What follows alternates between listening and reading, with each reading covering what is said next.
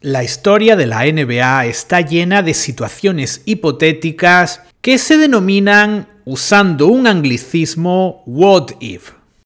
Ya hemos mencionado muchos de esos futuros hipotéticos, como qué habría pasado si Michael Jordan no se hubiese retirado en una y hasta en 2 ocasiones, cuál habría sido el rendimiento de los Lakers de Magic Johnson durante la primera mitad de los 90 si no se hubiese tenido que retirar, o cuál habría sido la trayectoria de múltiples jugadores de no haber sufrido lesiones que lastraron sus carreras.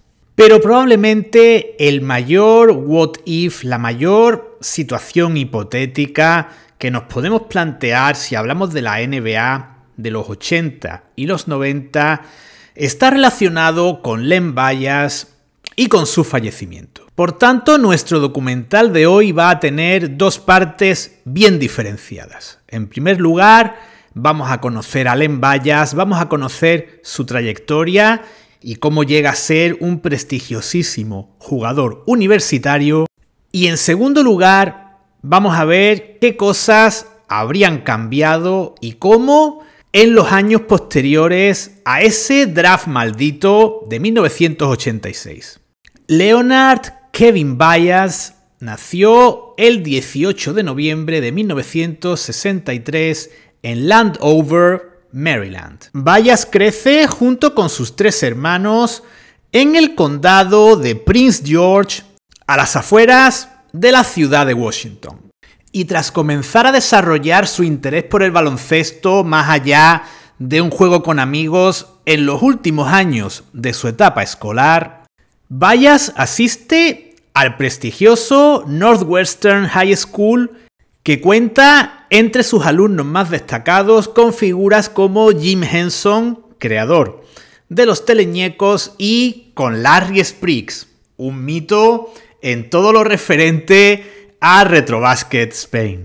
En el instituto se desarrolla a todos los niveles y se convierte ya en lo que parecía el prototipo de una futura estrella de la NBA. Y en el famoso All-Star de jugadores de instituto llamado Capitol Classic, del que ya hemos hablado en otros vídeos, Len Bias en 1982, antes de pasar a la universidad, por primera vez se pone en un escaparate que lo da a conocer a nivel nacional. El combinado de jugadores de Estados Unidos tenía a futuros NBA como David Wingate, grandísimo defensor de los 80 y los 90, Brad Daugherty, Rafael Addison, otro NBA con una relativamente larga trayectoria, Brad Lohaus, Del Curry y Scott Williams. Y por parte del combinado de jugadores de los alrededores de Washington DC, destacamos a Johnny Dawkins, Michael Jackson, jugador del que ya hemos hablado alguna que otra vez en el canal, y por supuesto Len Bias. El combinado capitalino se impone por 82-79 y Dawkins y Bias son las 2 absolutas estrellas del encuentro. Ambos jugadores comparten el premio a MVP del partido y si vemos las 2 plantillas, la verdad es que el equipo combinado de Estados Unidos parecía tener ventaja porque tenía jugadores muy grandes como Daugherty y Lohaus, pero el equipo de la capital lo compensó con un juego muy rápido que no pudo ser contrarrestado. En la siguiente temporada, Dawkins recala en Duke, donde se convierte en uno de los mejores bases universitarios de su época, y Len Bias llega a la Universidad de Maryland. Su año como freshman no es especialmente sencillo y lo pasa, podríamos decir que a la sombra de las 2 estrellas por aquel entonces de la universidad, Ben Coleman y Adrian Branch.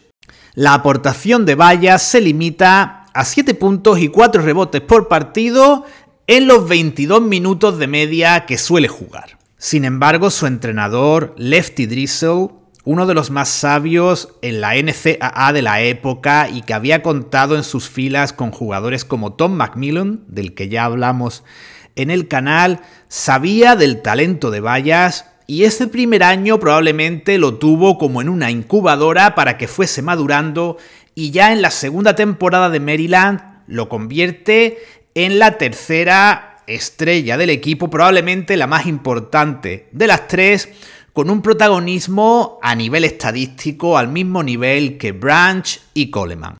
Gracias a esto, el récord de victorias del equipo mejora y además se proclaman campeones del torneo de la ACC.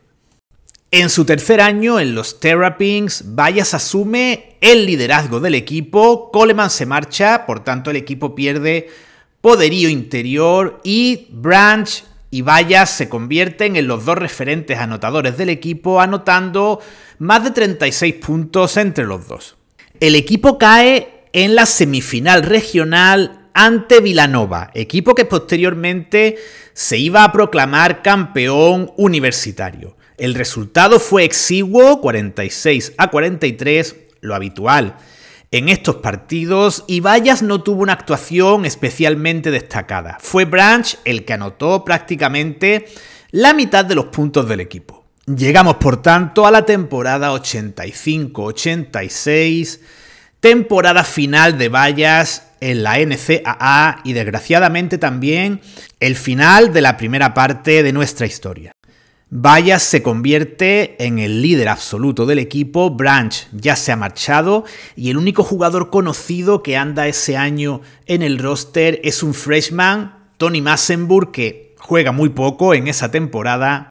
Y hablamos de un año muy brillante para Len Bayas. Se va a 23 puntos por partido, un registro realmente notable para un jugador NCAA, y acompaña estos registros con unos buenos porcentajes en tiro de campo y unos excelentes porcentajes en tiros libres. Por no hablar de sus 7 rebotes por partido. A nivel colectivo, el conjunto es débil, el registro victorias-derrotas es mediocre, 19-14, y caen ante Nevada Las Vegas. Equipo que en aquel entonces contaba con Armon Gilliam como principal estrella. El rendimiento de Bayas queda muy por encima del mal rendimiento del conjunto y es elegido no solo mejor jugador del año en su conferencia, sino deportista del año de la ACC. Y si hay que elegir un momento que lo hace pasar a la historia, es el partido que enfrenta a Maryland, esa débil Maryland de la que estamos hablando, frente a la todopoderosa North Carolina. En un enfrentamiento que se va a la prórroga, Bayas hace un partido sublime, anotando 35 puntos y llevando a su equipo a la victoria. Y los scouts de la NBA se frotaban las manos y entre ellos Ed Badger, scout de los Celtics, hablaba de Bayas como un alero tremendamente explosivo y espectacular, a la par que efectivo y al que comparaban ya con Michael Jordan. Y son precisamente los Celtics, en ese aciago draft del 86 del que hemos hablado muchas veces, los que se hacen con los servicios de Bayas en el número 2 del draft. Si no habéis visto nuestro vídeo dedicado al draft de 1986, os recomiendo encarecidamente que lo hagáis, porque creo que no hay otro vídeo que analice este draft con tanta profundidad y detalle. Auerbach había conseguido este número 2 de una manera realmente rocambolesca. En 1984 había intercambiado a Gerald Henderson y una cantidad de dinero a los Seattle Supersonics a cambio de su selección del draft de 1986. Y ahora, 2 años después de intercambiar a un base bueno pero fácilmente reemplazable, se encontraban con la que podía ser una de las mayores estrellas de la NBA en los siguientes 5 o 10 años. Y no solo Boston había puesto los ojos en él, Reebok también estudiaba firmar un contrato con Bayas para intentar así poder competir con el dominio de Nike en el mercado baloncestístico. Y como siempre, no hay mejor manera de analizar todo esto que irnos a uno de los periódicos de la época. Tenemos un artículo del Washington Post en una fecha crucial, el 18 de junio, un día después del draft y un día antes del fallecimiento de Len Bayas. Y todo parecía ir sobre ruedas. Bayas ya había visto jugar a los Celtics en la final Celtics Rockets y por tanto estaba realmente emocionado de formar parte del mejor equipo de la NBA en ese momento. Y por si todo eso fuera poco y aunque fuese una estrella que no lo necesitase, estaba muy bien recomendado, puesto que Lefty Driesell y Red Auerbach eran grandes amigos y por tanto Driesell probablemente ya llevaba tiempo hablándole a Auerbach de las bondades de este alero. A lo largo del artículo también aparece la comparación con Michael Jordan y se resalta el hecho de que iba a tener minutos en los Celtics. Hablan de Bayas como un posible sexto hombre dentro de un equipo que acababa de ser campeón de la NBA. Desgraciadamente, el sueño de Bayas, que habla en el artículo de que lo primero que iba a hacer con el dinero del contrato con los Celtics iba a ser comprarse un Mercedes de color verde, se rompe un día después. Bayas fallece en las circunstancias que todos conocéis y la noticia da la vuelta al mundo. De hecho, juraría recordar que vi la noticia, aunque aún no teníamos la NBA por estos lares, en el diario As de la época que mi padre traía a casa todos los días y que yo, con mis 8 o 9 años de edad, hojeaba a diario. No vamos a entrar a analizar en detalle las circunstancias del fallecimiento de Bayas, creo que hay multitud de vídeos que lo hacen y simplemente me limito a decir que, por desgracia, las malas amistades muchas veces nos llevan a situaciones y decisiones que nos pueden costar muy caro. Vamos a seguir hablando de baloncesto y vamos a ver qué habría supuesto la presencia de Bayas tanto para los Celtics como para toda la NBA en los siguientes años de la década de los 80 e incluso en los primeros 90. Antes incluso de haber visto el artículo del Washington Post que hemos visto hace unos minutos, mi idea era plantear el papel, el rol de Bayas en ese primer año en los Celtics, en la 86-87, como sexto hombre. Por tanto, veo reforzado el argumento que voy a dar a continuación. Los Celtics eran un equipo al que le gustaba poner mucha altura en la cancha. Y con sus 2,3 metros, Bayas podría haberse adaptado fácilmente en sus inicios a la posición de 2. Con esto habría dado mucho descanso a veteranos como Dennis Johnson. Y como tanto Dennis Johnson como Danny Ainge podían jugar de 1 y de 2, Bayas podría salir y reemplazar a cualquiera de los dos poniéndose como escolta y el que estuviese en cancha, ya fuese Ainge o Johnson, haría las labores de base. Y cuando el tándem Ainge-Johnson estuviese en cancha al mismo tiempo, Bayas podía dar descanso a un Larry Bird que ya sabéis que según avanzaba la década iba teniendo más problemas de espalda y en prácticamente todas las zonas de su cuerpo.